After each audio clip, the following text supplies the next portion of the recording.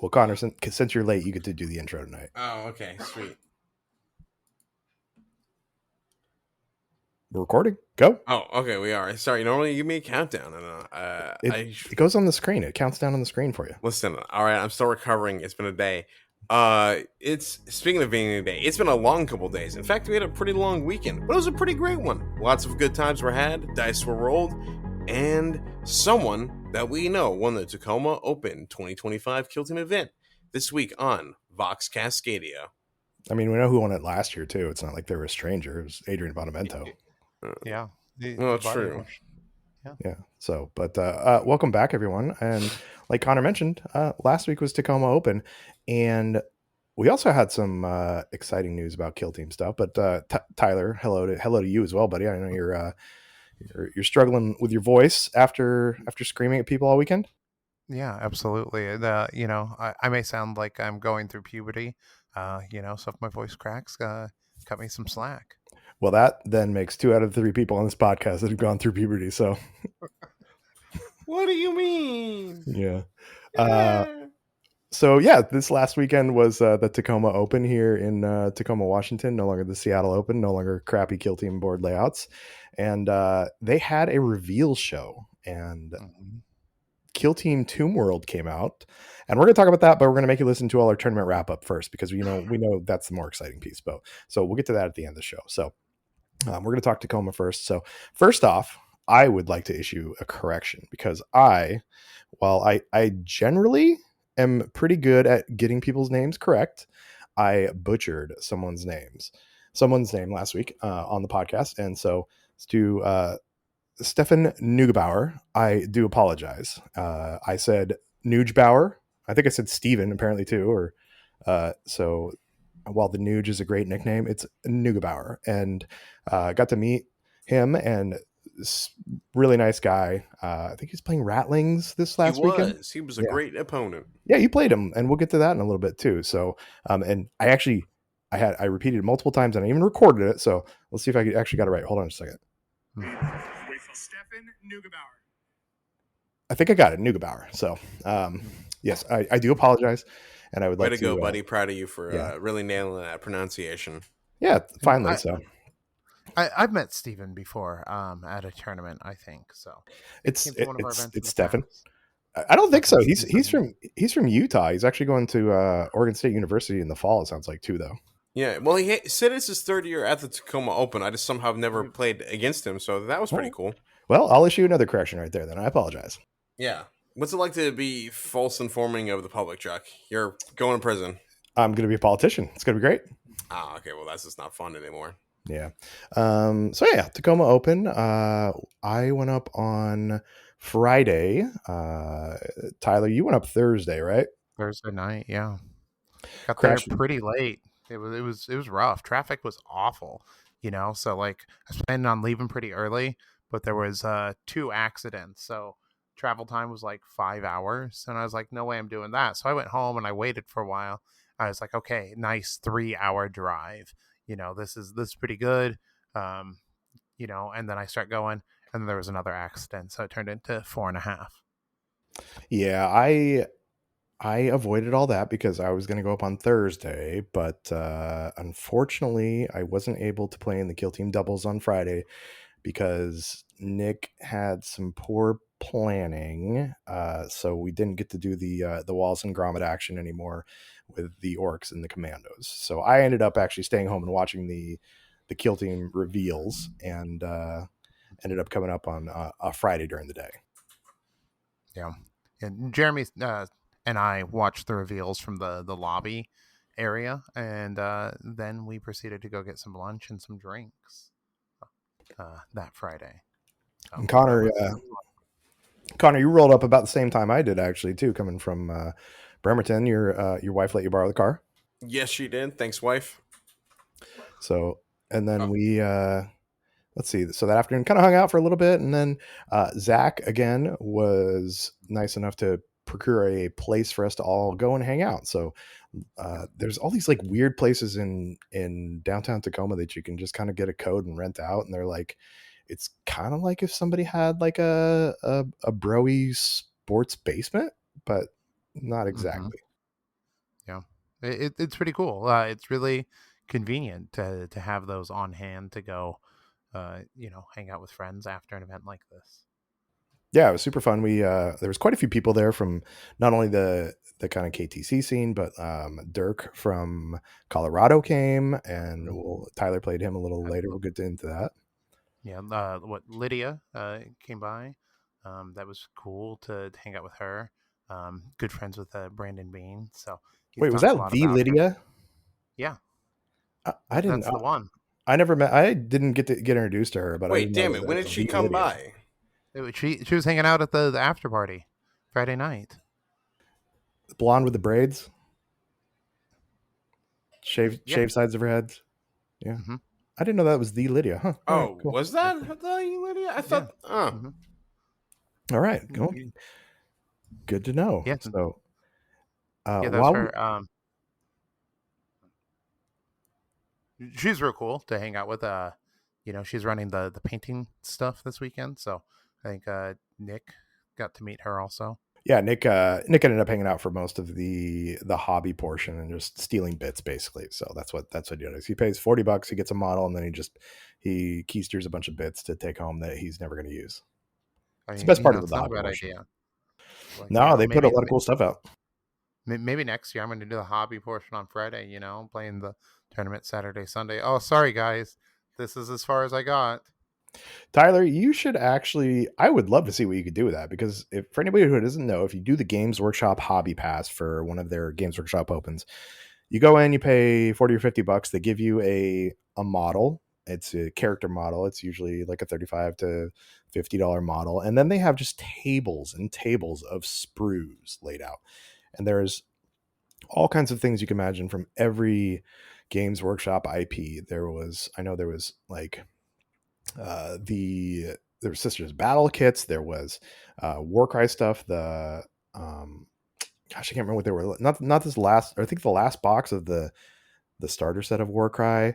They It was have the Nurgle ones. yeah. The ones on stilts. They have like all kinds of Age of Sigmar stuff, all kinds of 40k stuff, just like a bunch of stuff. And they give you a base, and they give you a big base, like a 100 millimeter base or whatever. And you then create a scene based on a theme that they give you. So I think you should do that next year, Tyler. I would love to see what you in a day could crank out with just a pile of bits and some sprue nippers. they also had the Archmagus Prime from 30K, which was fun because everyone had one of those guys. It seemed. Mm-hmm. A good But model. it is a cool model. Also, I was just confused. Tyler, did you mix up Lydia with Layla? No. Okay. Oh, wait, Okay. I'm mixing Lydia and Layla. Layla's the famous one. Layla's the famous one we heard about from community members from Worlds, who was an amazing person there. So Yeah, okay, gotcha. That makes more sense. I was so confused. I'm like, I thought Layla was from like New York. Why did she have an accent then? New Yorkers have an accent. Well, true, but like the blonde girl we met, I didn't see her at the after party, so I'm assuming that's the one because I briefly saw her at the event. But she had like a New Zealand accent, I think. It was British. She's from Britain. I thought she said she was from New Zealand, but I don't know. That's Anyways, just a southern part of London. Accents. Can you say winter for me? Winter. Okay. So like I saw this thing online where they're trying to say that people in the Northwest say winter by going winter. No, but not pronouncing the T. Like all of this slander. And I was like, what are you talking about? Insane. I know we talked about accents a couple weeks ago. So I just want to loop back on this, while we're here. I'm curious how, if I just said it in a sentence, it would sound and not like primed up for it. And maybe I was saying it funny because yeah, I'm gonna listen for that one now though. So bag. Also at the event, Noah Yates, I think it was, who listens to the podcast. Also a Dungeon Crawler Carl fan, Connor. So he was saying that you should listen to that. Also, he said that Elemental Council sucks and he couldn't listen to it either. So how far did he get?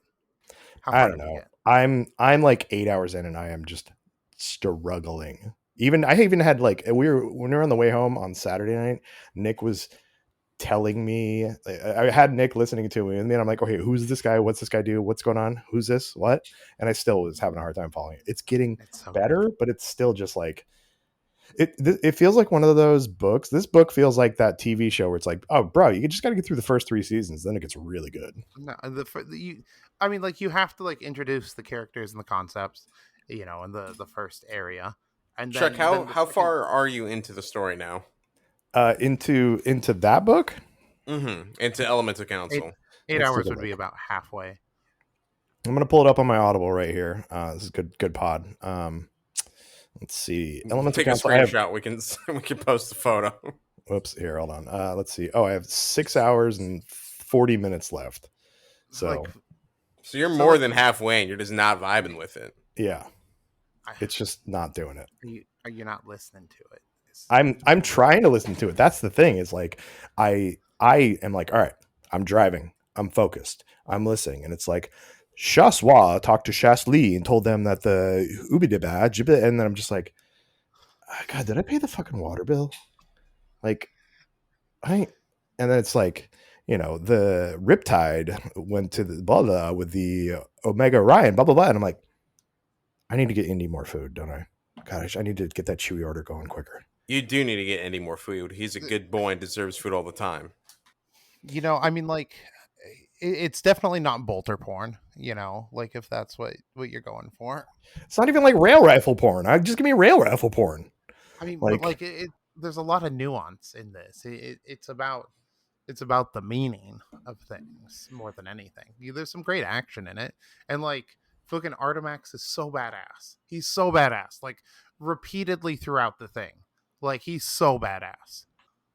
I mean, I don't know. I am struggling so hard. I'm gonna get through it just to get through it and say I did it, and then we're gonna do a podcast. It's gonna be a spoiler filled podcast of Elemental Council, and I'm just gonna dunk on it the entire time. So what I know about it, so there's not much. Yeah, clearly. Anyways, yeah. Dungeon I mean, Crawl. like, have you even figured out like what's going on? Really? No, that's the You don't. problem, is that I can't figure out what's going on. Like I literally was like, Like, okay, who's who? what's the primary conflict here? Like, what? I Can we just try to like summarize like what you understand? So- before we like go further. What I understand is you have like you kind of have the traditionalist Tau and you have the like new age Tau. The traditionalist Tau don't want humans in their stuff, but they came to this planet and they kind of took over the planet, and they've got some humans that are with them, but some of the Tau don't want that with them. And then there's like an elemental that is like spoilers for the book, or maybe not spoilers for the book if I don't even know what I'm talking about. There's like an elemental that's like been captured, I think, and I don't know. We're gonna do a whole podcast on it. We'll get all the people that read it, and then y'all can tell me how wrong I am. So Connor, did you finish it? No, it's an audiobook. You know me. No, I don't. I mean, I know you. But True, we have talked about this. But I'm just terrible at audiobooks. I rarely ever have enough time to do anything. Like, this would be the 1 week ever where I'm actually driving enough to use an audiobook, because I'm spending like 5 hours in the car or on the ferry every day for the last 2 days. But I just don't like them. I can't focus on them. I feel like if I'm not reading the book, I'm not really paying attention to it. Call it ADD, call it laziness. I don't know. They are maybe, but I just, every time I've tried audiobooks, whether it's like 40K stuff or just books I know I enjoy in general, it just doesn't work. But they are reprinting it apparently. I remember like seeing something about that on WordCom a while back. It's coming out sometime later this year, so I'll pick it up then, and we'll have Connor's summary of whether or not this is the greatest 40K book of all time, or whether Chuck is vindicated. I mean, if it's anything based on what Tyler says, I have never, like, besides oil paints, I have never heard Tyler shill for anything harder than Elemental Council. Not even our like own convention or the podcast. Oh, come on. That's not true. My shirts, I shill for at least as hard. No, not as hard as Elemental Council or oils. It's just, Elemental Council is a very nuanced book, and if you're not looking Tyler's for just something too educated for us blue collar workers, Chuck. Yeah. That's me, blue collar worker. You and me, Yeah, Connor, the exactly. blue collar of blue We're the collar. Yeah, simpleton blue collar. We like Michael Bay movies and the footballs and the footballs. yeah. I was down with the boys in the mine. Yeah. Like Afterwards we went and got some chowder. And the what's wife. like Zoolander when he's down in the mine like that. That's pretty much Connor and I at work every day. 100%. This If you know hard that working in the scene. mines. Yeah. So, yeah, the event space was cool. It was awesome. Zach got some pizza. We hung out. We watched the entire Warhammer review again, and yeah, played some, played some pool. Played some. I can never remember the name. Cornhole. Cornhole. Yeah. So it was a good time. Finished off the night. Went home and into day one of the Tacoma Open.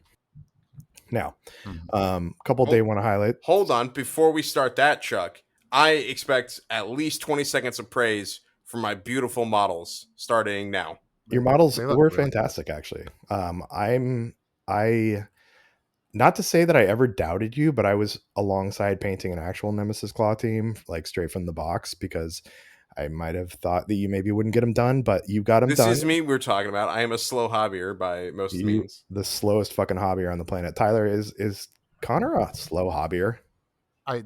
Honestly, like, if you didn't start to hobby faster, I think I was gonna pull you aside and talk to you in the coming weeks. At Astoria, I was gonna be like, "Hey, man, we need to talk to you about your hobby speed." I'm really worried. No, you Plastic's actually piling up. started maybe 10 days before the convention. I started the Wednesday before and finished Thursday night. So, It's about 2 it's weeks. freeing, isn't it? What's freeing? To just paint, to Getting stuff not done. have the Oh, I concern. mean, I build stuff plenty. It's the painting, but yeah, it turns out having a very easy to do scheme is very useful. I mean, that's when I do a lot of painting, half the time is spent just finding a scheme. I think I've talked about it before in my like guinea minis where I'll like take a space marine and I'll airbrush him and try a couple different things to see where the armor comes out. But I was full steam ahead. I've got all the trim done on my Nemesis Claw as well as all the leather. All the armor's done, painted blue. I was ready to be. I was there for you, buddy, just in case. But you crushed it. You from Absolutely, they look kit great. bash them too. They're not even just like they're not like straight out of the box. They're all 100% kit bashed with a bunch of different stuff, and then you got them painted too. No, they look amazing. So well done, buddy. Thank you. I appreciate that. I'm blown away they came out as well as they did. I got way more compliments than I was ever expecting on them, so that felt really nice. It was pretty fun to pull them out and have everyone that I play against be like, "Holy shit, what is all that?" I'm like, "I don't know, man. It's just plastic and some resin." Yeah, no, they you did a great job. Like I said, I think you should go back and pick out some of the details a little bit more, maybe add a tiny little bit of bits of color, and then also I think you need to update the bases so they separate from the model a little bit more because the bases kind of look the same as the model, but they're yeah, I was blown away when I saw them in person actually too. Yeah, absolutely. They look fantastic. I think that's solid like feedback. But like for the speed you got them done, incredible. Yeah, yeah. The bases are definitely. Thank you both. I do appreciate it a ton. That does mean a lot coming from you guys who are both pretty damn good painters and hobbyers yourselves. But yeah, the bases, fun story. The original thing I had in mind was like some destroyed Sisters of Battle Ruin stuff, and I created up like 7 really good, or I think 6 originally, good looking bases. Put on the texture paint and everything.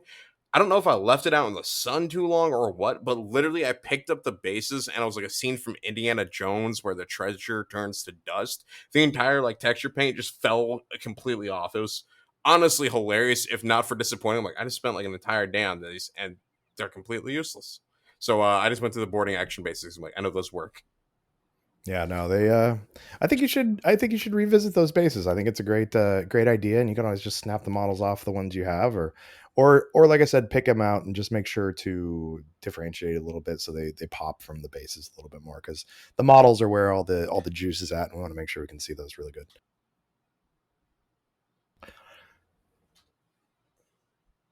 So Day one.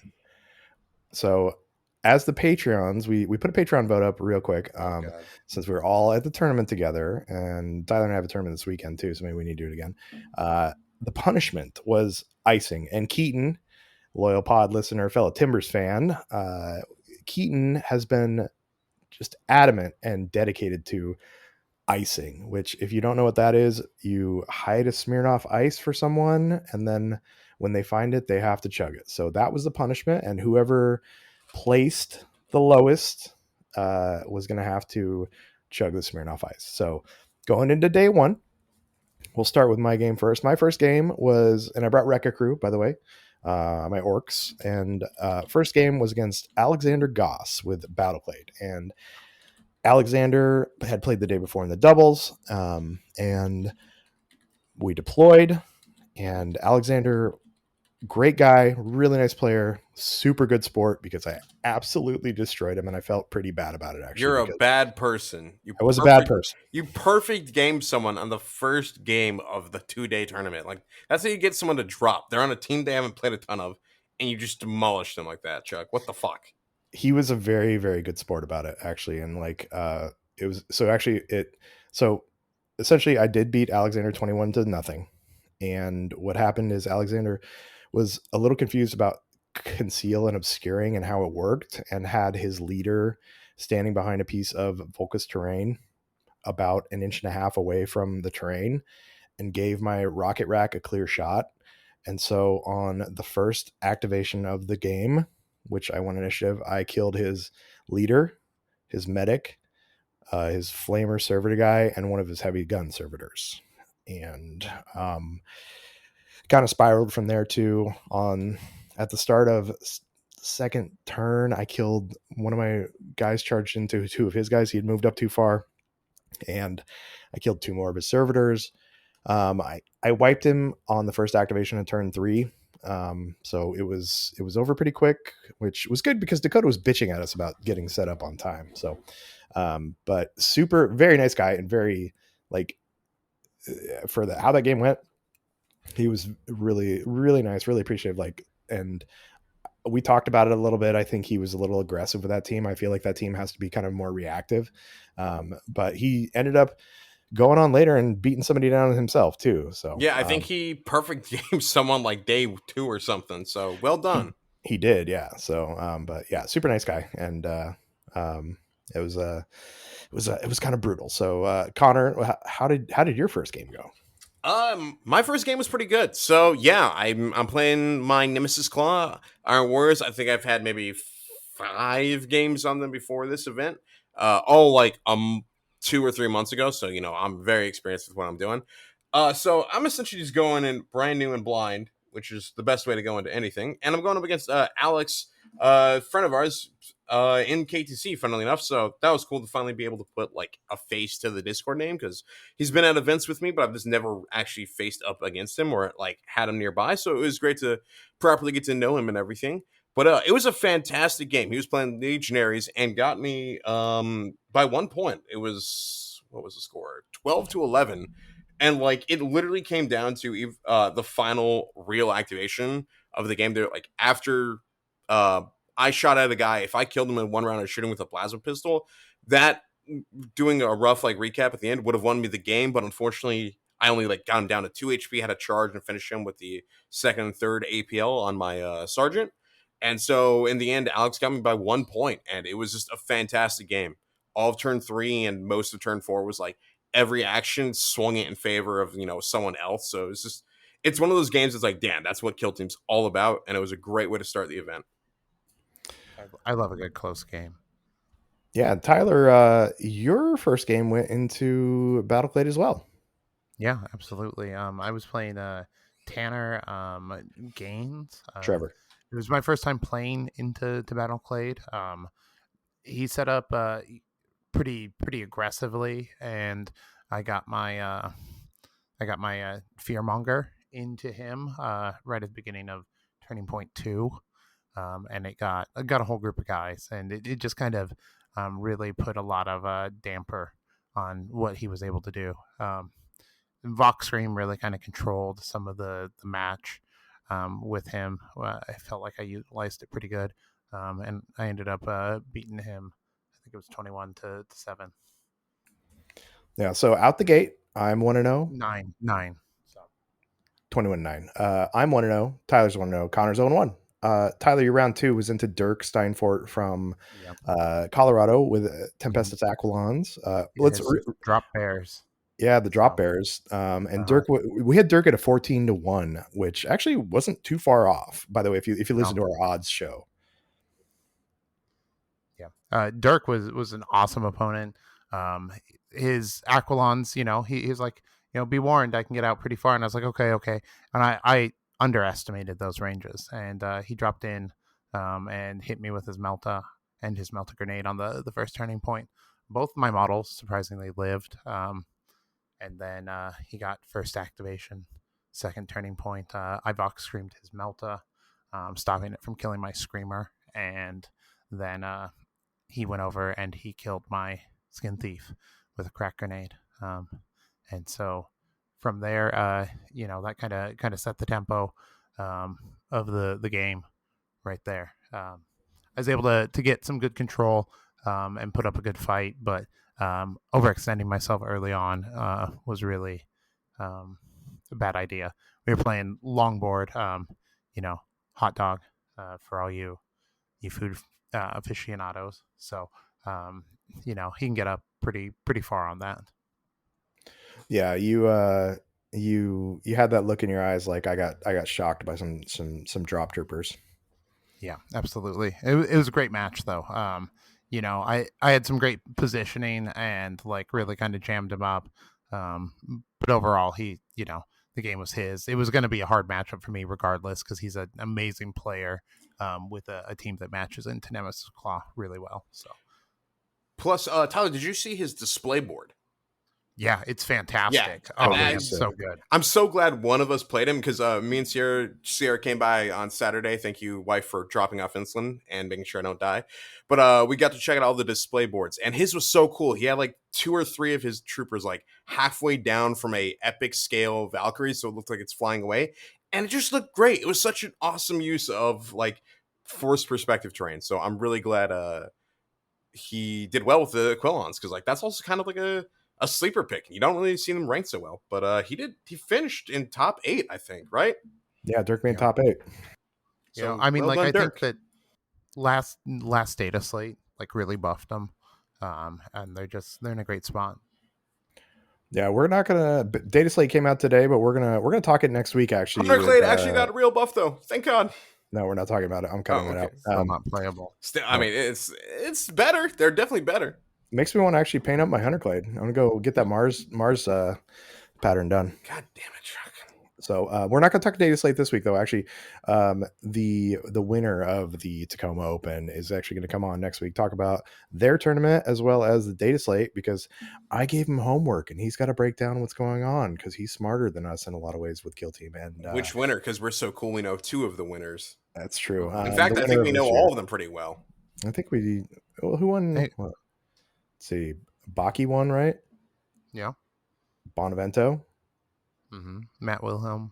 Oh wait, Yeah. I'm high. Yeah. I was thinking Brandon won like the first year, but yeah, we kind of know. Brandon's one kill scream. Yeah.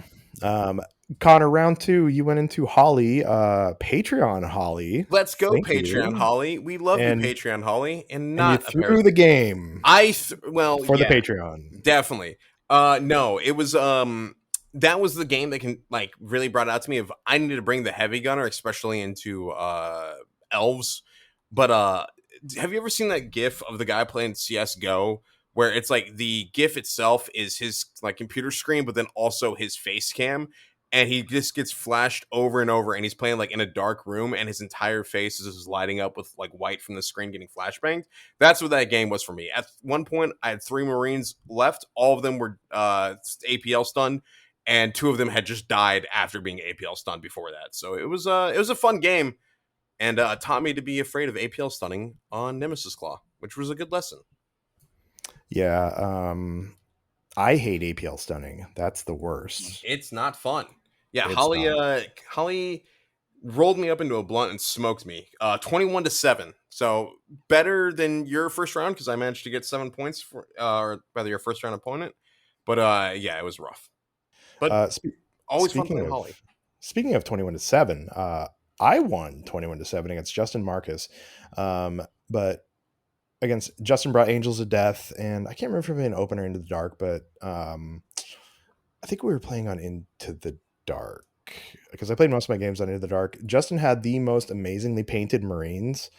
They like just absolutely fantastic, like a custom chapter, purple and white scheme. They looked very nice as he picked them off the board and put them back on his display board. What a great flex. Yes. 21-7. I mean, I feel like Rekka's kind of hard counter Angels of Death anyways, because I don't care if you're obscured. Like you just have the weight of dice to force heavy damage through. Yeah, your 3-up saves don't really do much against me making 6 hits on 4 or 5 damage, blast 1, or maybe piercing. Mm-hmm. But really nice guy. I think he's from the SoCal area. He was actually, I think Dakota was telling me that he had actually, not this year but last year, had won the painting competition at LVO too. Oh, nice. And, that makes sense. I didn't see these guys' models, but they sound incredible if you're praising them. I will. I got some pictures of them. Nice. I played him later in the weekend. So hell yeah. Great opponent. Also, have we mentioned? Yeah, Dakota was TO. Normally we've had Travis. Thank you, Travis. Wonderful guy in the community as well. But it was great. I finally got to meet Dakota and make him happy by playing Kill Team. Yeah, no, we. I think that's something we'll get to later. But he's back, ladies and gentlemen. So the boy is back. So not Dakota, Connor. Yeah, I was confused. I was like, wait, did he like leave the country or something? Like, no. Understandable, but. So at this point, Tyler's 1-1, Connor's 0-2, I'm 2-0. My round 3 went into Loomis and his Goremongers, and Loomis from the start was saying, like, this game's yours, it's over, you beat me, and it didn't go that way. I lost to Loomis, I lost 15-12, and I made one bad decision, which I think cost me the game. So what happened is I had charged in my my blow up guy, I can never remember the names, the Demolisher, into his leader, and I'd killed somebody else, charged and passed. He brought another Goremonger in, and instead of blowing myself up, which I should have done, I thought I could just fight him out. My dice failed me. I didn't. He died, and then at that point it was just kind of over. So I lost by 3, and I actually honestly think that post data slate I win that matchup just because he was healing so much. It's like his heals went off great. So but I did lose to Loomis and Goremongers, and it was a really good match, really tight match. So Tyler, what about you? What was your round 3? I played Ratlings, piloted by Alec Videla. We were on Into the Dark, and that's not a great matchup for Ratlings into Nemesis Claw. I ended up winning 21-2. Yeah, and actually, when you reported your scores, you reported them backwards, and I was like, "Whoa, yep. Tyler, what the fuck did Ratlings do to you?" Yeah, absolutely. And you're like, "I dominated." I'm like, "That's not what BCP said." Yeah, absolutely. It got the column switched, but yeah, it's a bad matchup. It was a bad map for them. I was able to move up pretty freely and just kind of control everything at that point. There just wasn't quite enough for him to be able to stop me. And Connor, round 3, you go into Jacob Harden and Hyrotech Circle. Had any key points from that matchup that you lost? No, excuse me. No, actually. It was a pretty close game, similar to my first game. I actually thought I had the advantage for most of it. Oh, good lord! Do you need like a second to like swallow or something? You okay? Yeah, no. I just I was eating like a little one of those rainbow candy like Sour Patch Kid things, like the long one, and got like stuck halfway down while I was swallowing, which was a weird feeling. You just gotta like open your throat and let it go down. I know, like this is so many "that's what she said" moments, but it was just I've never experienced something like that. It was magical. All right, let's go back to the beginning. Jacob Harden beat you before you had rainbow stuff into your throat. Yeah, exactly. He got me 14-12, but it was a great game. Really friendly opponent. He had some pretty nice models, and what was the third mission? That was was that Power Surge? I think it was Power Surge, right? That sounds. Yeah. I don't know. My cards are in my backpack somewhere. Mine are somewhere else, but I vaguely recall being Power Surge because it was one he hadn't played a ton, and it was, and he managed to, Hero Attack me, and Hero Attack just kept reviving despite me putting a lot of shots into him, which was a bit of a pain in the ass because I was getting good damage, but he had the Technomancer, so like they were healing even better than normal. And just I think it literally came down to the kill up. Like he had managed to kill like 3 or 4 of my Marines, and I had killed like 5 or 6 of the Necron models, but of those 5 or 6, like 4 or we're still back up by the end of the game at like 1 HP, which made it even more brutal. So he got the victory for me, bringing me to 0-3. But it was a great game. Jacob was a great opponent, and I was glad to play against him. It was cool to fight Hero Attack because I haven't done that since first edition.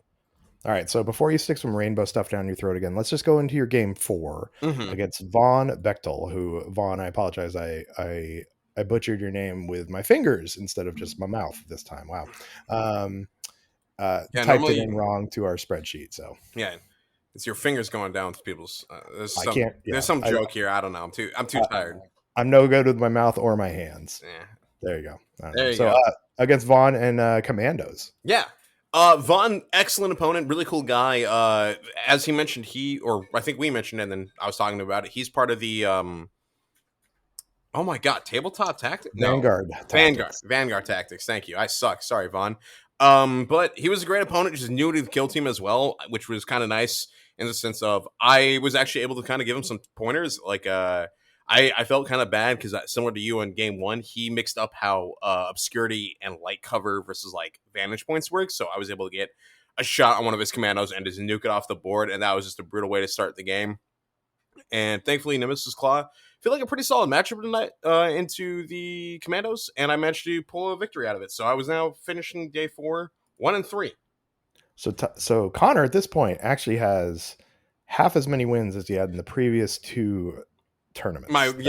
2 majors. My 2-12 scoreline between Adepticon and Cascade Clash. Man, yes. I'm great at Kill Team.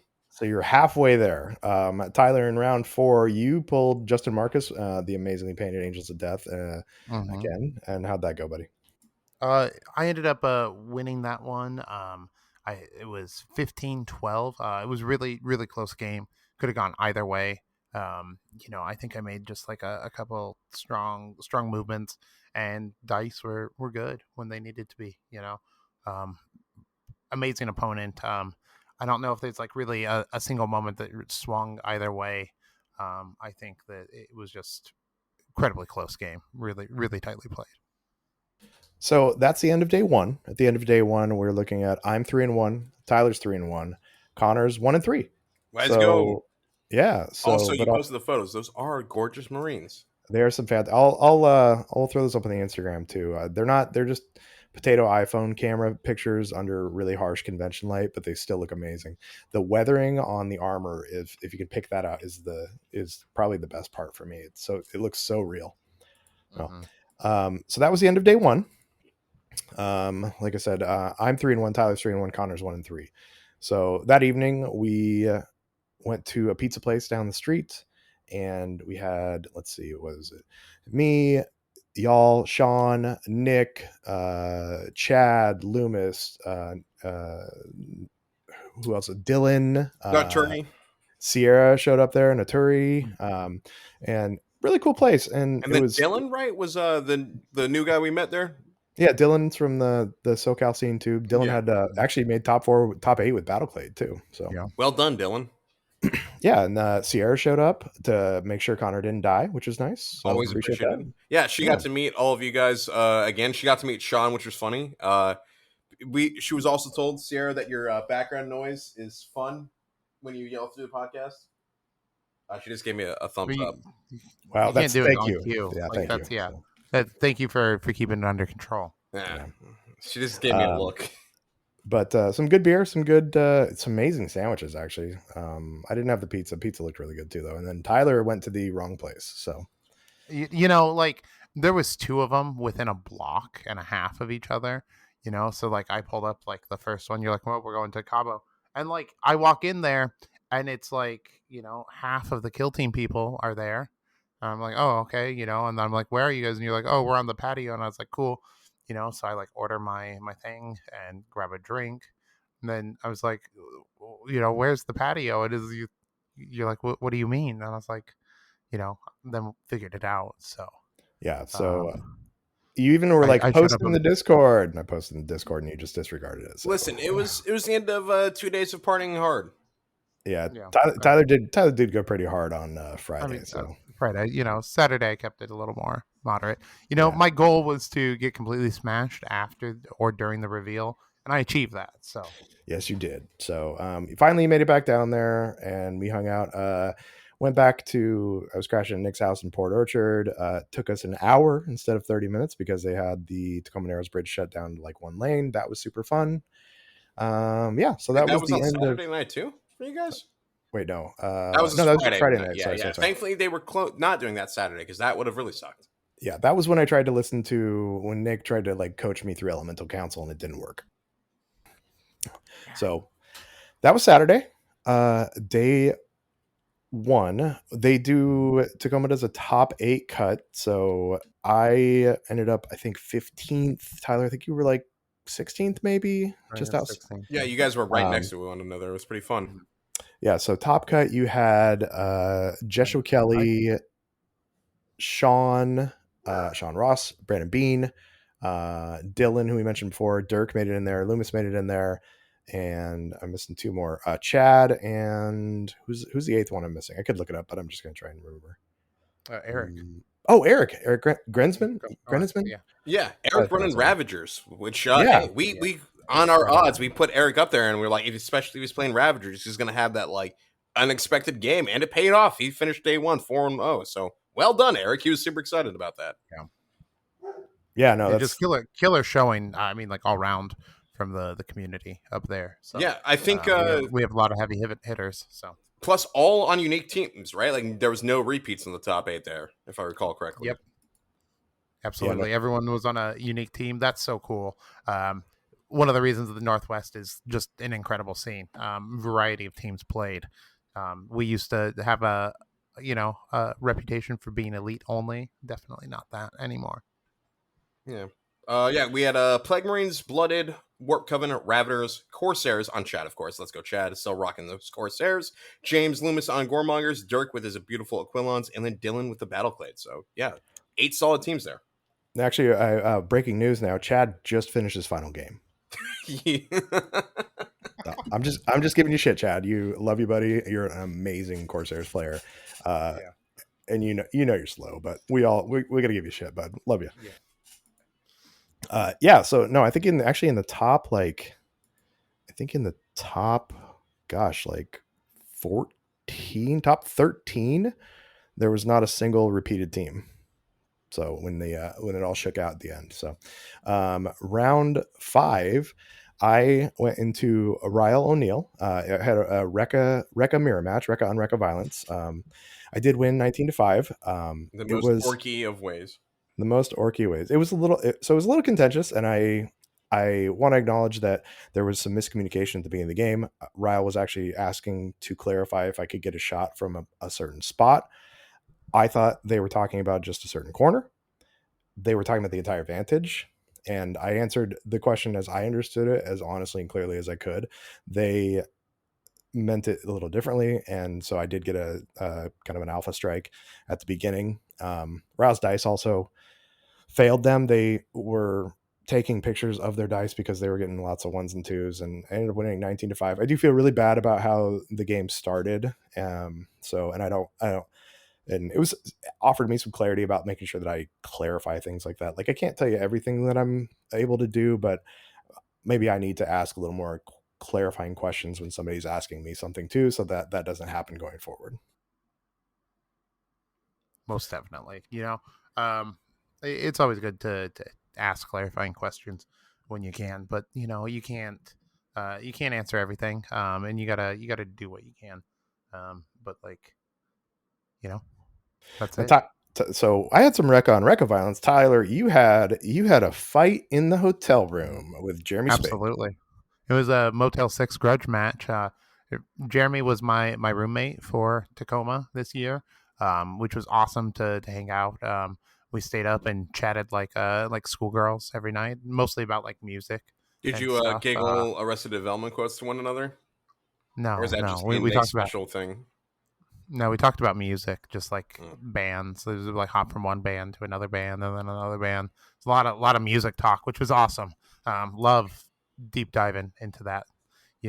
That's one of my autistic special interests. If you want to talk about obscure metal from the late '90s, early 2000s, especially doom metal, boy, I'll talk your ear off. Yeah, that conversation between you and me would last about 10 seconds. You'd be like, "Hey, have you heard of You, like bad you Skillet remember knife. Monster Magnet? You remember Monster Magnet, right? I I do. mean, like Couldn't name the song if you had a gun to my head." Space Lord. I mean, but like the king of doom metal, like the one of the founders, actually just passed away, Ozzy Osbourne. Yeah, rest in power. I did see that. Just a little while after his farewell show. It was literally a farewell show. So Yeah. Yeah, Now he's a living Trisha's wake. Gladius 3 kid or whatever, or third kid. I I saw, think that's supposed to be Donald Trump. Yeah, well, it was supposed to be, but her third kid got born like the hour before he passed away, I think. Okay, so I guess she took Ozzy instead. Yeah. Damn it, Trisha, you were supposed to save us. well, Ozzy's gone. We're still here. But Jeremy's Phobos strike team, they're Yeah. gone too. They're gone. Also, we are on Into the Dark, and again, Vox Scream is really useful into elite teams. It just like kind of exercises a lot of control. I set him up for a couple good plays, but it was extremely close throughout. What's your plan, speaking of Phobos, to get around the Vox Breaker, the good old no reroll aura guy? I mean, like, I think that I didn't really have an issue with the box breaker. I think I just rolled good into him. Um, like I didn't encounter too much issues with the way I kind of set it up is we were on a map and I was like really leaning into completely abandoning um the right side of my board. And I could have done that. Um, the way he positioned himself, he kind of gave me an opportunity to move my fearmonger in and get that grenade off into a couple guys, which like really hampered their progress there. And then it's chipping away at their damage. I rolled pretty hot on that, so his Marines were down to pretty low wounds, which made them much less effective. Though they still did some damage, and then just um, really kind of went from there. Now, Connor, your round 5, you went into the Nugebauer themselves. And once again, Rattlings into Nemesis Claw. Yeah, it was just not what he needed. It was a wonderful game, and like you said, Stefan's a great dude. It was wonderful to actually get to talk to him, and I then embarrassed myself because he mentioned he came up from Utah. I was like, oh, so did you fly out here like solo, or did you come with like a person to play with? Thinking Stefan's like in college, like maybe senior year or so. And he's like, no, I'm 17. I came with my mom. I was like, oh, whoops, wow, which was frustrating because it's just the inverse problem I have where I will get carded till the damn 45. But yeah, just a great opponent, great dude. Unfortunately, the dice for his Ogrins just did not go the way they needed to do, as well as my Melta just blasted the third one off the board in like a single attack at the end of or very start of turn 1. Winning me the game 17-2, so I'm now 2-3. He was a wonderful opponent though, and I'm very excited. He said he'll be able to make it out to CRITCon because he'll be up in Oregon for college. So congrats, dude. Good on for you to go to college. Stay in school, kids. Going to Oregon State. Go college. Yeah. Yay. Otherwise, you'll end up blue collar workers like me and Chuck. Yeah, they us toiling in the mines. Yep. We need to actually. That's what we should do for Halloween. Is we should do the Zoolander. Yeah, I'm not. We're doing a bit. Oh, I'm not calling myself a blue collar worker. Sierra, you're ruining the bit. Yeah. You know me working hard like Jordan with those wrenches and yeah. She was gonna have a talk with him later, like about like Connor. Do you actually think you're a blue collar worker? I'm concerned for you. Do you see the calluses on this man's hands from the sprue cutters? Come on. I'm a dedicated, hard-working blue-collar union job. Go Unions! Yeah. I think like IT, the kind of IT I do is like blue collar adjacent, but not quite. Like even I'm not blue collar. You're not a working man the way Jason Statham is. Not the way Cody is. Yeah. Yeah, Cody will fix your shitter if you need. So, Yeah. uh, True. so True Connor, True after hanging out with the Nooga you went into Dominic and Angels of Death. No, before that though, Chuck, we had our quick lunch. That's right. We did have our quick lunch. So to paint the picture for y'all, Tyler, just be glad you didn't go to lunch. It was just Just a panic disaster. inducing. I mean, it was okay. So fine, but it was almost a disaster. we went to this place called Tim's Kitchen, which is down from the University of Washington campus in Tacoma, and 9-minute walk per Google Maps. it's 5. Shut up. Okay. I had gone there the day before after playing Alexander in the first round. Alexander in my game went maybe 45 minutes, so I had like an hour and 15 minutes or 2 hours and 15 minutes for lunch. And the next day, like, the rounds finished pretty early. We had like maybe a solid hour 20. And I'm like, hey, let's go down here. It's good. So after walking probably 7 minutes, we get there and Zarin is complaining the entire way that it's so Not far the away. entire way, about like halfway through when you said it was a 5-minute, and then it was like we were at like minute 4, and he's like, "Where is Chuck taking us?" Like, in a joking manner. He's not being sincere. So we go to Tim's Kitchen. Tim's Kitchen actually, like, pretty good food, I thought. Yeah, it was pretty good. We go in. There's not many people there. They seat us, and I'm a nervous person to begin with. We're already looking at the clock, and it took us like, they got super busy all of a sudden. There was one person who was doing like 3 sections. We're like constantly checking our watches, looking at the food, mapping it how far it is back. We were ready to, like, we had Austin O'Day went with us too. It was me, Nick, Connor, Zarin, and Austin sitting there, and like we're making plans to have Nick pay for our food. We're gonna run back. The food comes down. I think we scarfed it in like 6 minutes. Yeah, it took about 15 minutes for the food to get there, and we ate it in about 5. Go flying back to the convention center. At this point, it is like a 7-minute walk because we're hightailing it. Me and Austin with long legs are fine. You, Zarin, and Nick are struggling back with your little like hobbits' feet. It's not my fault. Yeah. So yeah, it was it was a very good, very quickly eaten breakfast, like to the point where she drops the food on the table and Austin's like, "Can we get the check?" And she's like, "Oh, can I talk to this other table first?" And Austin's like, "No, can we get the check right now?" Yeah. Shout out to Austin. He paid for both me and Zarin just to simplify it. And me and Zarin both have reached out. We're like, "Austin, let us pay you back." And he's like, "Nah, it's fine." So true homie, true cool dude, because he started out with X-Wing, which automatically makes him a better homie. And now I owe him like 2 beers or his next tournament ticket or something. So thanks, Austin. That was really cool of you, man. Yeah, so Zarin, Connor, Nick, Austin, I apologize for my choice of breakfast. It's okay. It's not your fault, honey. Yeah.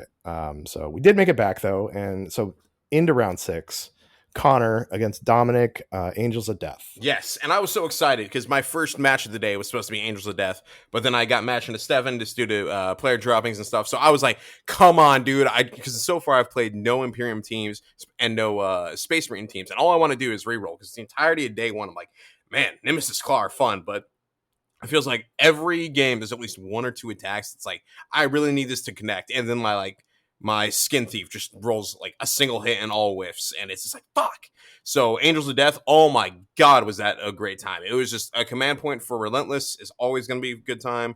My Melta Gunner killed someone at the very end of turn 1, and then I won initiative turn 2 and blew the other guy straight to hell, so I have a 6-4 Marine advantage. He starts to bring it back, though, just through trading of pieces, and then, again, just my fucking Skin Thief. I need to get different dice set for him, because when I need him to win a combat, he just doesn't. But Dominic, great opponent, just unfortunately couldn't bring it through, but we managed to finish the game 18-11 for me, so I'm now tied 3-3. Great dude. His models were gorgeous. He had some really lovely Alpha Legion guys. I don't remember if I got a photo of them or not, but really, really cool. Yeah, then I had to play this like absolutely like awful guy. I was like, I was asking him questions and he was not explaining stuff to me properly. I saw that match too. You had that guy looked like a real prick. Like I heard there was multiple complaints about him. What was his name? Chuck Salt, I think. It was actually Chuck Pepper. Yeah. No. Yeah, that was that was one of my most memorable matches, I think. I have to say orcs are my nemesis, officially. I don't think I've ever had a good game against any orcs at a tournament. They just fucking wreck me. Well, they are the And Wreckers. yeah, I mean, like, Bum. but Ayo. you know, really, like, there's two moments in our game that stand out to me. It was a really good game. I thought, like, I was in a great position. I threw this great plague bomb, which is kind of my signature move. I'm finding out every time I'm talking about, oh, set tempo. It's the fearmonger. He's throwing something. First attack, like, he kills one of your squigs. He poisons this other guy down to two. There's a poisoned objective, so, like, there's a lot going on. Okay. And then I'm in position to bolter your heavy bolter from vantage, your bomb squig, your other one. Okay, I'm gonna be, like, great. I'm gonna be in great position to deal with everything at this point. Okay, because the bomb squig's gonna hit my melta otherwise, and I don't want to waste a melta shot on a bomb squig. Who does that? Heavy bolter, 10 shots, 10 dice into it from vantage, easy peasy. Right, right, right. It wasn't. It wasn't at all. I shot the first time, and I think I got like 2 hits, and you made 2 saves. Like, I think it was like a crit save too. Yeah, And, like, the squig is now nicknamed Neo because all he does is dodge bolter shots. You had an accurate shot off each shooting too, and absolutely. with between, like, just some decent dice rolls, like and tough gets re-rolls too, because he was on engage. Like, squig was dancing all over the place. You couldn't touch him. All of it. Couldn't touch him. I did 0 damage to him, and then he blew up into my Melta, which then the Melta didn't get to do anything because he was wounded. And Actually, sorry to actually, no, this happened a little differently, I think. Well, I don't So think he I blew have up a into the question Melta. really quick. Did Tyler fire twice in the same turn with the bolter? Yeah, but you need the 2 AP to do it the second time. You actually can't. Tyler is a dirty, dirty cheater. Oh, It's okay. It's an honest mistake. I almost did the same thing, but it came up one of my games where I looked it up, and no, on the start his roll for Nemesis Claw, it mentions all the bolters except the heavy bolter. Oh, shit. So even cheating, you couldn't kill him. Yeah, so this is just karmic balance to you, Tyler. This is why. Wow, absolutely. I mean, it's a totally innocent mistake because I thought it worked the same way as the Angels of Death guy. And it used to in the previous edition, but for whatever reason, it doesn't now.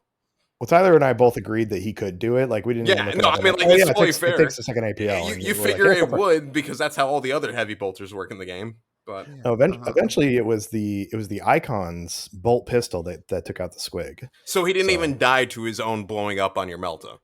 No, that squig is a MVP. You got to get a little, like, veteran guardsman medal and put it on his chest. Yeah. You're right. You shot him with your rocket rack guy. Yes. Yeah. So, and actually, another part of this game is actually I think I charged your Melta with my Demolisher, and I was just gonna, like, take them both out, and I killed my Demolisher, and your Melta lived. Like, I blew myself up and didn't kill you. So, but I got it back a little bit because your Icon charged my my Crusher, and I think fought twice and got himself killed on your own on own activation. Yeah, that was rough. Like, the losing those two moments were really rough. And then that one guy that got poisoned early on, he would not die. He would not die. I think I shot him so many times. With a lethal 5 bolt pistol, you would assume that I could get at least, like, 4 damage through. That's all I needed to do one time. Not once.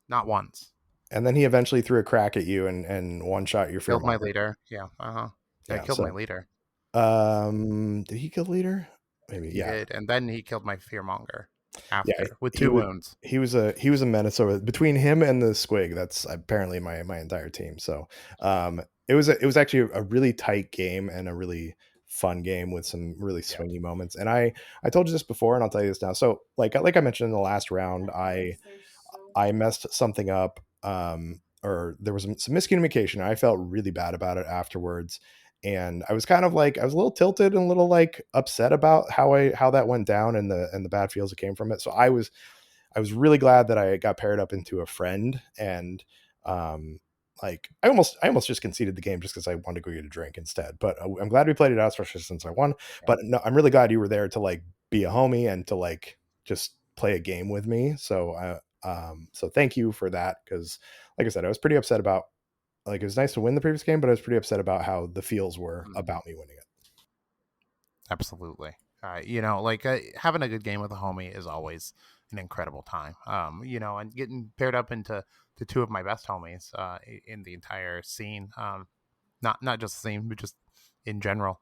Back to back, it was a great feeling. Sunday was a great day. So Yeah, so we are going into round 7. I'm actually 5-1. Tyler, I think you're 4-2. 4-2. Yep. Connor, you're 3-3. You've got more wins than you've had in your 2 previous GTs combined. Yes. Oh yeah. So- Also, we realized the second you guys both won your first game of day 2, I was fucked, and now I have to do this icing challenge. So I'm going to die. Spoiler alert. Good news, we found out there is sugar-free Smirnoff Ice. So Yeah. it's just the alcohol that's going to kill you, not the sugar. Yeah, buddy. at least So- we found sugar-free ones. So I so- might make it through the day. So let's talk round 7 for you. You went into Barry and Barry's Battlecade. Barry and I actually hung out in Vegas at LVO. Like, Yeah, Barry's a super cool dude. He's one of the locals to my area, so it was great to like you said, match up against a friend. It was fun to play against Barry for the final day. And it felt even more thematic, me with my Iron Warriors and him with like kind of a dark mech kit bash, like a bunch of extra bits on his servitors. Like his heavy bolter had like a screaming skull on the end of it. His the priests he had like Tyranid wings and like dark Mechanicus bits attached. So it was just like one of those perfect thematic battles.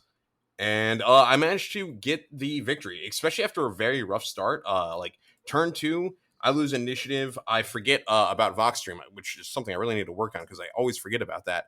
But his melt, or one of his flamers, does 12 damage to my Skin Thief, so he's down at 2 HP. He tags my Melt-A-Gunner, and I have to like run away with the Melt-A-Gunner, which always feels bad. And then on that's all happening on my left flank, and on the right flank, I have this is my Fearmonger, this is Sabotage, and I'm like, ooh, I didn't put enough guys over here. And I had a pretty good moment of karmic justice where Barry has his Arc Gunner on guard, and I dash out, and he's like, okay, I want to and for a second I think like I can just let him take the shot here while I'm dashing out in the open, and I'd still be obscured. And the big thing is he has stun in the gun, and he needs to stun me, otherwise I'm going to get a huge Fearmonger grenade onto 3 of his guys. And I let him know, I'm like, don't fire yet because I'm still at the distance. I'm obscured, and that means you can't stun me. And he's like, yo, I appreciate you letting me know that because that would have been a really feels bad way to like not get stunned. And karma paid off because then after I moved closer with my reposition and now within range to not be obscured, he rolled of his 5 dice a single hit, and I blocked it because it's just the 3-up save. And then I obliterated that entire flank with my Fearmonger grenade. So always be honest with your opponent. Always let them know, especially in a game like this where there's no like GT on the line. We're just having a good time. And karma will have your back and make sure you get rewarded for good justice. And I managed to that was pretty much the start of the swing. I managed to beat Barry in the very end, 17-13. Fantastic game, though. Always love playing Barry. We always have close games no matter what. So I have to tell you, so like I said, I met Barry at LVO, and when I saw that you paired up into Barry, I said, hey, Barry, here's $20. Can you throw this game for Connor? Like, you he's liar. He's been real down about himself. And I'm like, and he's like, yeah, man, I'll do anything for $20. I'm like, well, just throw the game. That's all I need, buddy. Yeah, I'm sure Barry says all of this. No, you can ask him. I talked to him about it afterwards. I'm sure. Okay, well, I'll ask him. No, actually, I did talk to him afterwards and told him I was going to tell you that. But nice win, 4-3, brother. Yeah, like double 3-0 win rate. You actually came out of it as one of the undefeated in your bracket, and for shitting the bed for most of the first day, you actually got some GW plastic, right? Yes, which was really cool. I managed to win the bracket, which I didn't realize that's how that would work, but I did, and that was a very good feeling. And I got to go to their little prize pool and picked up some Thalics, which is good because I'm going to need more of those guys. So it's kind of like, I don't even know what those are, but it's kind of like when you go to the dentist. They're the guys like, that I had my robots for my team. Okay. They're like, you go to the dentist, they're like, good job, you didn't scream. Go pick something out of the little treasure chest. Yeah, that actually happened to me the week before. Yeah. It's kind of like the adult version of the dentist, basically, it sounds like. So good job. Tyler, your game 7. I was into Olive with her beautifully painted Harlequins. Absolutely gorgeous. I was feeling a little frazzled as I went into that game because I thought I had lost like half my deck and like my brand new Nemesis Claw deck that I just gotten there because I hadn't been able to find one previously. And so I made some mistakes, and Olive capitalized on that, and that was a rough game for me overall. And she just whooped my butt, and it's honestly pretty cool that she did. But we'll get into that here as we go over results. Yeah. So Tyler is 4-3, Connor's 4-3, and Chuck has a chance at 6-1. And I hate the Blood and Zeal box because I played against Tanner and Tanner Sanctifiers and I lost 16-11. So it was a fun game. Actually, Sanctifiers are really interesting. I'd only played them once previously, and that was like the day they came out. I played Ryan Hagedorn, I think it was, here locally, and he was just kind of figuring the team out, and I beat him. Or actually, I didn't even you know what? I didn't even play. I was helping another Rekka player, like helping him walk through it. So you're just rewriting history now. Yeah, pretty much. No, actually, it felt like a win because I mostly was like, "Hey, you should do this. You should do this. You should do this." So actually, no, that was my first game against Sanctifiers. Now that I think about it, so Tanner played a really good game. Basically, we played on Into the Dark. We had the left side of the board was one of those long hallways, and I put a barricade in the middle, light barricade in the middle. I had my Rocket Rack Gunner on that side, and he put his Miraculous on that side, and we basically had like a standoff on that. My Squig stood on the point and he's just standing there menacingly. No, the Miraculous just stood behind the door. I would put my Gunner on guard on that side, and so the Miraculous wouldn't come through the door. Didn't want to come in through because the Squig was there. Squig was just standing on the point. The other side, the other like 2/3 of the board is where all the action was happening, and it was pretty close, and I fucked up one thing. I put that Gunner on the opposite side of the board on guard when I should have guarded my knob. And you always got to guard your knob. Yeah, I was about to say, you got to always wear protection or guard the knob. Yeah, I didn't guard the knob. Flamer ran up, killed the knob, and then I kind of fell apart at that point. I couldn't do anything. Had the classic Rekka play where like I've got to move. They run up and shut an Into the Dark board, into the dark door in your face, and I can't do anything. So I walk up and stand behind the door with my other Gunner. Lost 16-11, so ended up 5-2, 11th overall, which was much better than I thought I would do. So, and the 2 games I lost, I think, came down to 2 bad plays. So I was pretty happy overall with it. But Tanner ended up, I think Tanner ended up 10th or 9th. Tanner and Jimmy Kelly were right above me in 9th and 10th. I can't remember which was which, but it was a great tournament. And yeah, so at this point, yeah, Tanner was 10th. Connor, while an amazing comeback from 0-3 to 4-3, Connor has lost the challenge and will be chugging a Smirnoff Ice sugar-free. Yeah, it was nice knowing you guys. I'm gonna die. I'm gonna have to eat like a full pizza and a half. Normally, half a White Claw gets me fucked up, so this is gonna be interesting. I mean, Smirnoff Ice is probably like less alcohol than a White Claw. So is it? I don't know what's in a Smirnoff Ice besides Smirnoff and ice. Yeah.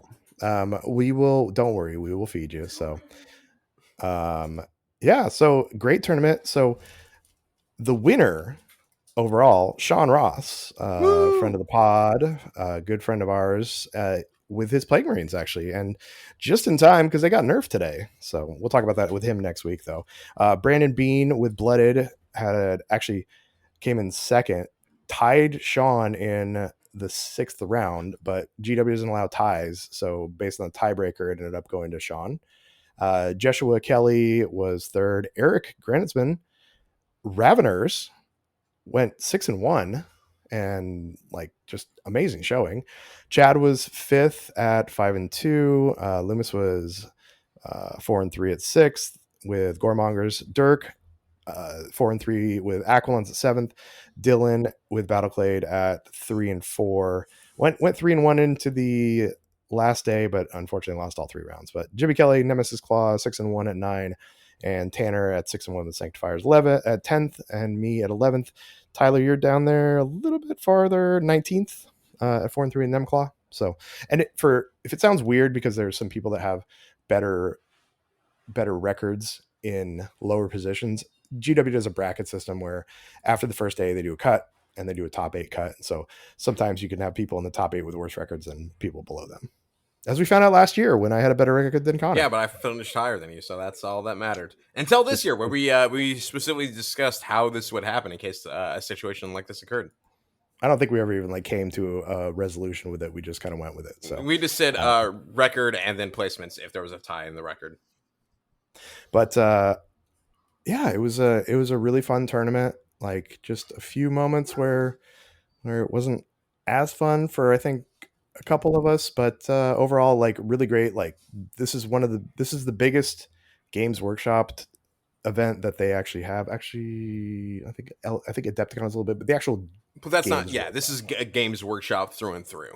They mentioned that at the post awards, which is always fun. They mentioned that hopefully we'll see they hope to see us all next year, which pretty much all but confirms it'll still be around, which is always cool because sometimes crazy shit happens and cool tournaments get canceled. So it's good to know it'll be back. We are the penultimate of GT events in the US, so we're the biggest every single time. Biggest for Kill Team, biggest for 40K, biggest for AOS. So if you're gonna come to one, you should come to Tacoma. West Coast, baby.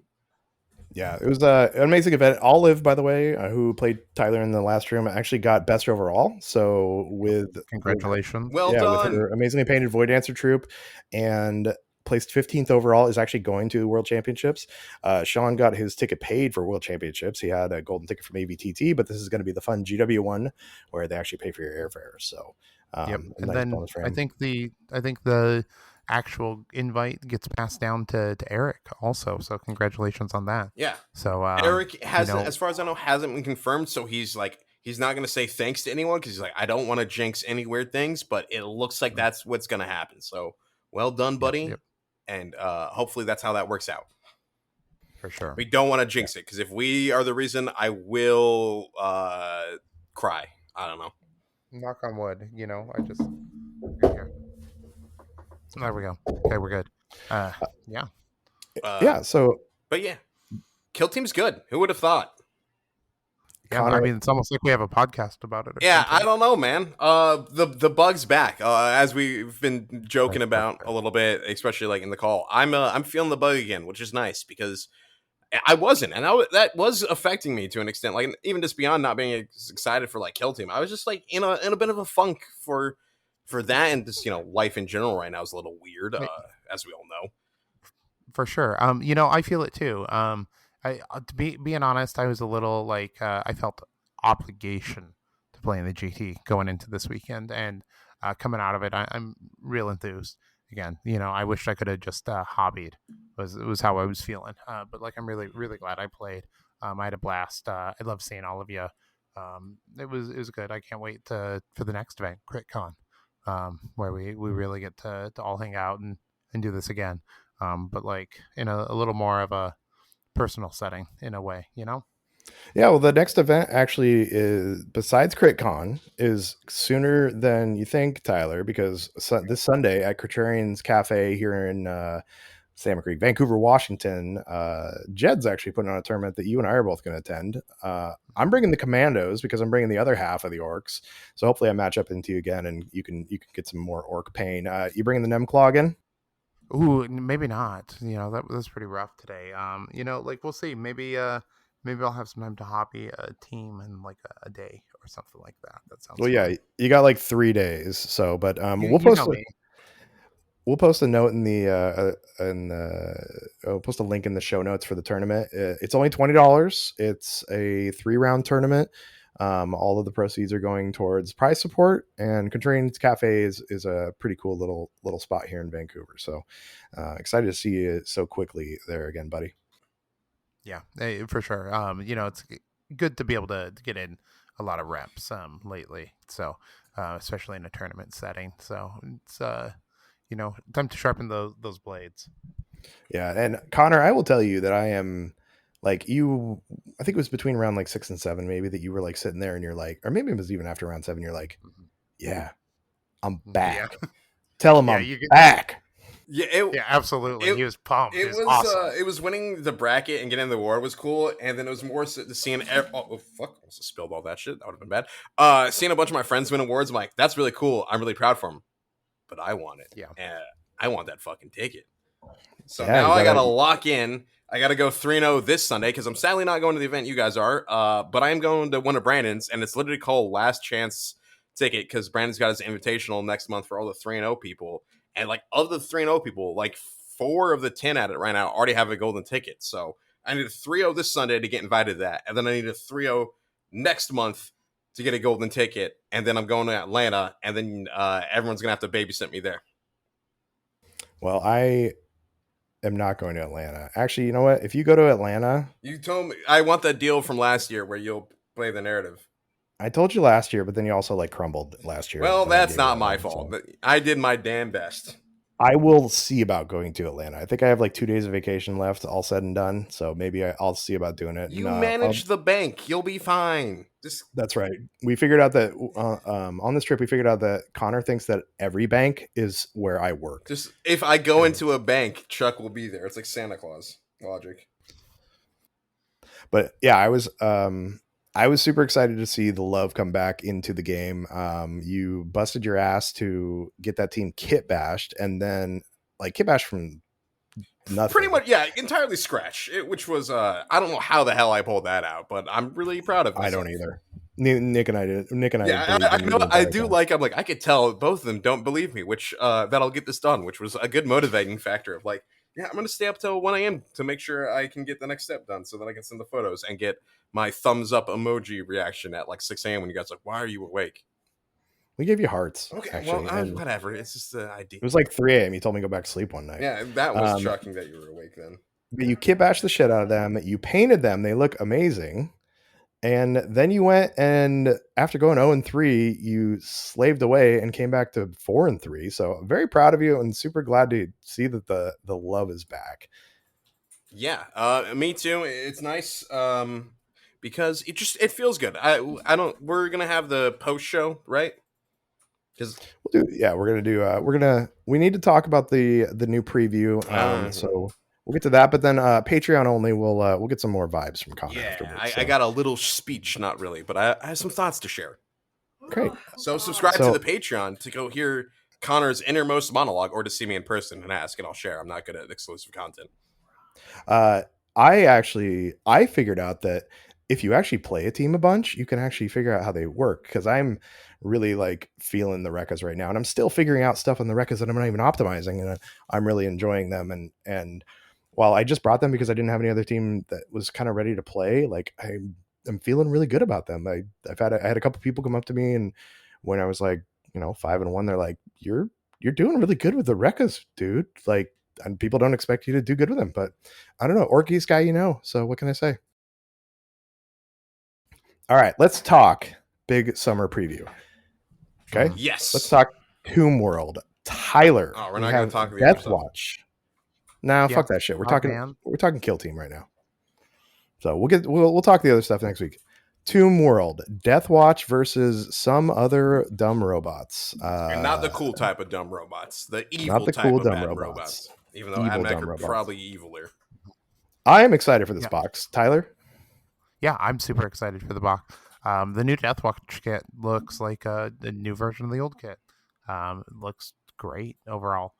Probably like 2 sprues of 5 Marines each, 10 total. Yeah. And like you can build 2 heavy intercessors and then all the other ones. Yeah. So I'm assuming the sprue is going to have like 3 standard intercessors, 1 Phobos body, 1 Gravis body. Yeah, that seems right. They look sweet. I love Marines, Orky's guy, but still love Marines, and Death Watch is Chuck, give me your best wah. So I think that I'm excited for that team. It's a 5 operative team, which we everywhere. They're going to be everywhere. only seen recently. Connor, I think that was part of why you were so excited to play Nemesis Claws, because you think there's going to be a million people out there with Yeah, of all the times to get Astartes. into Nemesis Claw, this is great. I thought there was going to be 2 brand new teams, but then they announced the Strike Force Varial or whatever. It's not really classified. So that's a bit of a bummer because that means they might not even be at tournaments, period. But regardless, everyone's going to be playing Death Watch. So I'm going to be able to fight Imperium Astartes left and right. That's going to be great. Yeah, I will. I mean, I put every team together, but I'll definitely try these guys out.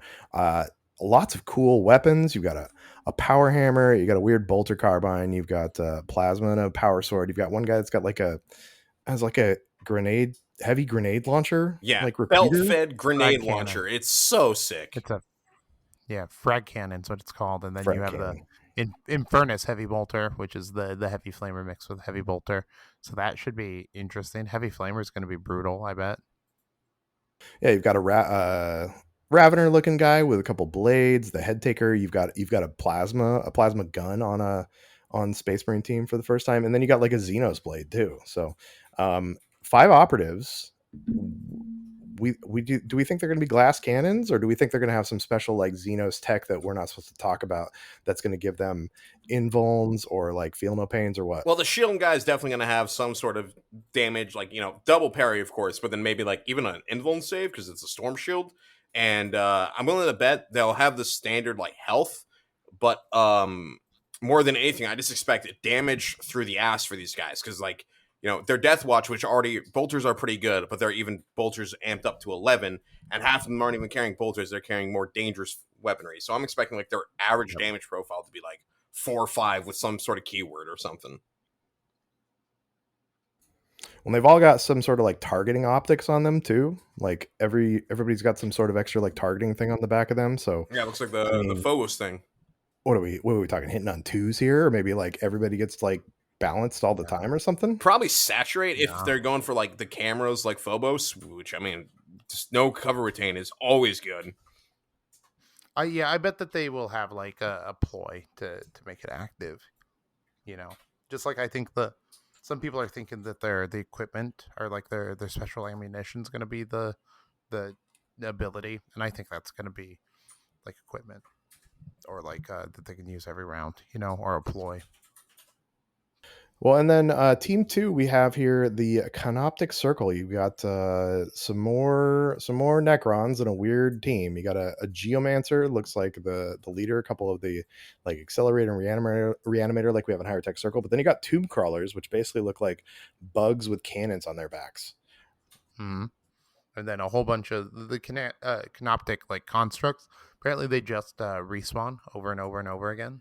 So that's interesting. Yeah, I think they said if you have less than if there are fewer than 3 of those alive, they respawn a little bit. So and they're ignored for kill ops. So this is going to be a 5 operative team too, then, right? Yes, it will be. Yeah, because 2 turrets, 2 of the Reanimator and the Accelerator, and then the leader. So 5 guys right there. Yeah, and so as someone who has like 2,000 points I know, Tyler, you've got a ton of Necrons painted. I've got like 2,000 points of Necrons painted. I don't know. Necrons don't do it for me. They don't either. Like they were just an exercise for me, but like they're better. Like the books were good. I really enjoy Necrons when they show up in the books, but like they just don't do it for me visually. Yeah, Infinite and Divine, that was a great book, way better than Elemental Council for sure. So.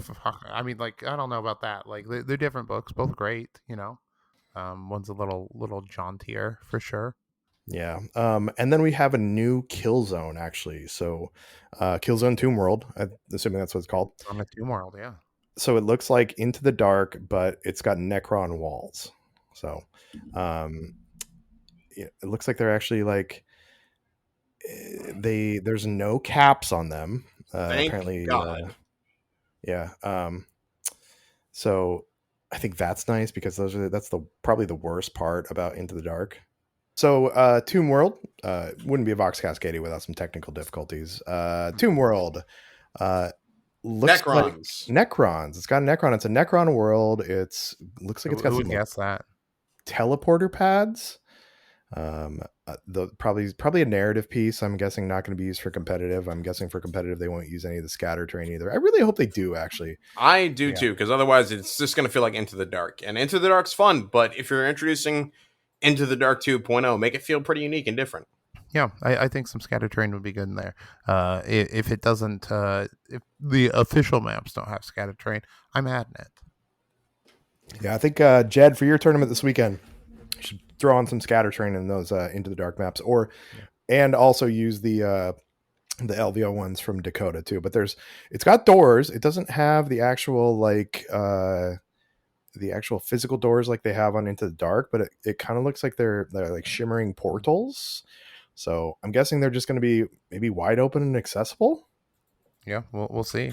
Should be interesting. Or maybe So it's I'm like looking forward to it. shield generators that turn on. They mentioned in the article something about like blowing open the walls and getting repaired by Canatip. I don't know how to say it. The little scarab guys. So hopefully that means that's in matched play as like an official thing. Yeah, it'll be interesting to see. We're just going to give a little baby preview because they gave us a little baby preview, but it looks fun. And actually, they're doing the same thing that they did with Typhon, where they have 2 new sprues of stuff. They have some extra terrain, and then they're throwing in a bunch of Necron warriors and scarabs. And I think is this just like, hey, we've got these molds made. It's cheap to do this, and we can bump up the price a bunch. I I think that they're pushing NPO a little bit. Like, I think they want people to use it as like a gateway into the game, who maybe don't have access to for someone to play with. Yeah, I mean, I need to try that out. I've actually never done any of the like joint ops stuff. Maybe I'll force Jenna into doing that. if One only thing, you had a boys' weekend coming up with a bunch of friends soon that you can maybe try something like that out. I'll just torture her with that instead. Okay, fair Um, enough. so one thing I did notice actually, based on what they showed us, is that they show us the dossier, they show us the tokens, they show us the Tomb World event cards, but there's no approved ops 2025 and there's no team cards.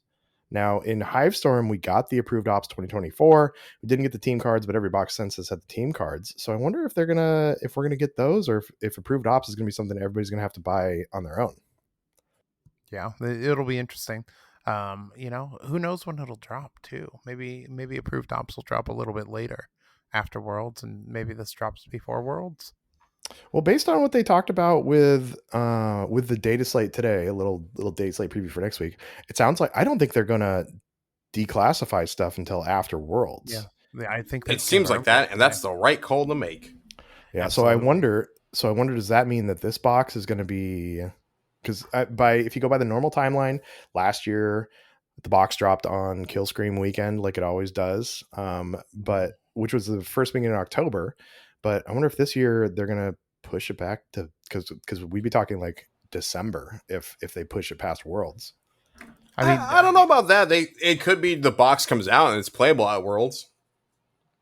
yeah, that's the other thing. It could be playable at Worlds, but they just haven't redlined the teams and dropped the new approved ops until after Worlds. So like that's probably like maybe a winter release. So maybe we get the box in October, and then new approved ops later this year, at the Oh, I'm very thinking end, beginning of next year. that's possible. I'm thinking the approved ops probably drop around the same time the box does. They just didn't preview it because like it's not that exciting. Like, oh, there's new card packs coming out. Like that's Yeah. not like that's exciting to the kill team players, but for your like big preview, it's like, oh, there's some cards on the way. That's not like a big ticket item. Yeah. Yeah. I I feel think like like they've done that though with like 40K. They've gotten, part of the previews have been like the new narrative, or not the new narratives, but like the new mission packs and stuff. I guess it's true. I'm trying to remember like if approved apps. But who knows? Maybe they're just coming out at a later point because like they also didn't show off some of the stuff that we know is still coming out in the future as well. Like we know there's more Heresy models they've already slightly previewed, but they didn't show those off entirely. They only show like the Assault Squad. We know there's another Strike Force Varial model for Kill Team, but they didn't show him, so they could just be holding stuff off for a later point. I mean, they spent like 40 minutes on freaking dwarves. pretty cool I mean, as dwarves they though. should have. Yeah, they're really fucking cool. I mean, they look all right. It was funny. Yeah. I went to had a bunch of people come over and talk to me, turned the stream back on, and it was still dwarves. I'm like, oh my god, how much fantasy shit is there? I mean, Chaos Dwarves are fucking sick, so I'm excited. I like them. They're a lot of static poses, but I don't know what you can do with dwarves anyways. But the like the minotaurs or whatever the hell they are, those look super cool. Yep. 100. All right, so Tacoma Open is closed, and everybody had a great time. Congratulations, Sean. Like I said, we're going to talk to Sean next week. He's going to help us break down the balanced data slate, talk through his Tacoma Open a little bit, and less about his individual games and more kind of like mindset that he had about it. Also, one thing I do want to mention, saw Jimmy Kelly, got to talk to Jimmy Kelly. Nicest fucking dude. Hell of a guy. Cool. And he was actually very, I don't know if he expressed it to you. I think he might have too, Tyler, just very thankful for like us giving him the time and space to speak. And, it was a very different Kill Team podcast last time we had him on. But it's been very well received by everybody. It seems. I haven't heard any negative feedback about it, and I'm glad that worked. And I think we want to continue to do kind of like cool and interesting stuff like that. And Jimmy was very appreciative to it. Yep, absolutely. If you guys have any hot topics, hit us up. Maybe we'll bring you on to talk about something that's only tangentially related to Kill Team because we were talking about it. So, or if you work for a hot topic, let us know. We'll take a sponsorship. Yeah. Yeah, absolutely. I used to dress all in Hot Topic. I'll do it again. I'm not that far off. Yeah. So, well, gentlemen, thank you for joining. Let's plug some stuff. By the way, if you didn't see it, if you're not on Discord, we did launch CRITCon 2025 last week. Yep. It's really exciting. Go get your tickets. Kill Team tickets are selling pretty fast. I'm excited to see that. Inquisitor's already sold out one of its sessions. That's fucking awesome. Painting classes, we got a few signups for those already, so I'm fucking pumped for this year. It's going to be really good. Hopefully I'll have a flyer out at the end of this week for you guys to print out and then put up in a local store and take your photo with it, and we'll give you an extra bounty pass at CRITCon for posting that. Yeah, so the bounty board is coming back. Kill Scream is going to be a 2-day event this year. We're going to do 6 rounds. If it's under 64 players, if we get over 64, we'll do more than 6 rounds. But it's going to be Saturday, Sunday, October 25th, 26th. On the 24th, we are still doing CRITCon. We're going to have Kill Team doubles. Same format we played, or some people played or tried to play, but his buddy bailed on him. Sorry, Nick, love you. That seems good. Yeah. On Friday, so we're gonna have Kill Team doubles. We have Star Wars Legion doubles, Star Wars Legion Grand Tournament, Shatterpoint, Horus Heresy, MCP's probably coming soon. Like Tyler said, we've got the Inquisitor, we've got Dan Osborne, we've got Useless Wizard, we've got Selnar, we've got Matt DiPietro doing classes. We have we have a room block so you can get rooms. It's in near downtown Portland on the Max line. It's going to be 3 days. It's going to be awesome. Had a great time last year, and it's going to be even bigger this year. So CascadiaTabletop.com is where you can get your tickets. Link will be in the show notes. Like Tyler said, they are moving, so make sure you secure yours. And yeah, so also, like I said, Contrain Games this weekend, Jed's tournament. Me and Tyler are going to be there if you want to see if Tyler can get a team together and see what I can do with the other orc team from the Orkiest guy you know. Come see us. I'm at Pain and Cave Minis. Tyler's at Lowbrow Minis. Dicer.bigcartel.com. Connor is at Spanaway on everything. Patreon.com/Vox Cascadia podcast, at Vox Cascadia on Instagram. And yeah, Tyler, I was gonna say do all the social media things and then go buy one of those fuck shirts for Florida United Kill Team. They're super cool. So those will be running through the end of the month. You got 7 days by the time this comes out. I posted on Instagram today. Yeah, absolutely. You did. It was a photo without me. I'm not upset about it. You were in the picture. You're just short. So fuck you. For half a second I thought you were real. No. So thank you everybody for listening. We really appreciate you. We will talk to you next week with Sean to run this through the balanced data slate and talk about the Tacoma Open. And Tyler, you can sign us off. This is going to be the sign off from now on. Good night. I love you.